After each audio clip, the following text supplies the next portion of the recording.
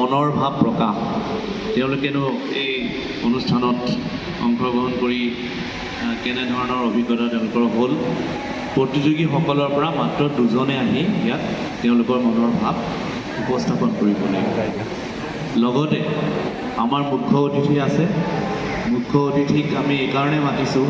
তেখেত আমাৰ ঢিঙৰ মানুহ নহয় আৰু তেখেতে ঢিঙৰ বিভিন্ন অনুষ্ঠানৰ লগত ইতিমধ্যে জড়িতও হ'ব পৰা নাই কিছুদিন আগতে ইয়াত তেওঁ কৰ্মৰত হৈছে গতিকে আমি তেখেতক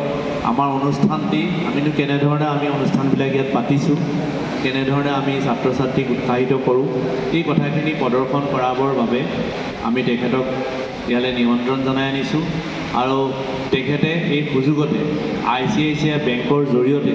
কেনেধৰণে আগবাঢ়িব পাৰি লোন আদি লোৱাৰ ক্ষেত্ৰত বিত্তীয়ভাৱে কেনেধৰণে আগবাঢ়িব পাৰি সেই সম্পৰ্কেও চমুকৈ দুআষাৰ বক্তব্য প্ৰদান কৰি লগতে আমাৰ মাৰাথান দৌৰত অংশগ্ৰহণ কৰা ছাত্ৰ ছাত্ৰীসকলক আৰু কৰ্মশালাত অংশগ্ৰহণ কৰা ছাত্ৰ ছাত্ৰীসকলক উৎসাহিত কৰিব এতিয়া আপোনালোকৰ সন্মুখত ইতিমধ্যে আঁৰি থোৱা বিভিন্ন কৰ্মশালাৰ বিভিন্ন ছবিসমূহ দেখা পাইছেই গতিকে আমি ব্যক্তিগতভাৱে আমি যথেষ্ট উৎসাহিত হৈছোঁ আৰু ভৱিষ্যতেও এনেধৰণৰ কাৰ্যসূচী চলি থাকিব এতিয়া আমি সময় বিলম্ব নকৰি